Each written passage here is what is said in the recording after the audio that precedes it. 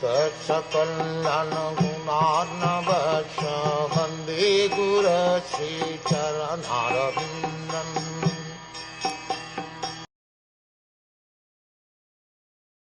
Because of the Lord's pastimes and activities, and because of his absence, it appeared that Arjun forgot the instructions left by the personality of Godhead.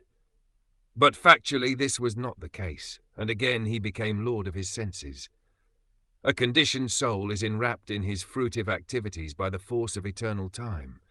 But the Supreme Lord, when he incarnates on the earth, is not influenced by Kal or the material conception of past, present and future. The activities of the Lord are eternal, and they are manifestations of his Atmaya, or internal potency. All pastimes or activities of the Lord are spiritual in nature, but to the layman they appear to be on the same level with material activities.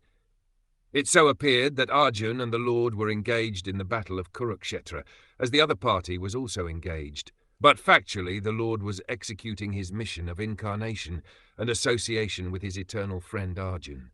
Therefore, such apparently material activities of Arjun did not drive him away from his transcendental position, but on the contrary revived his consciousness of the songs of the Lord as he sang them personally.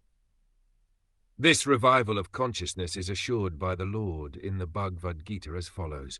One should think of the Lord always. The mind should not forget him. One should become a devotee of the Lord and offer obeisances unto him.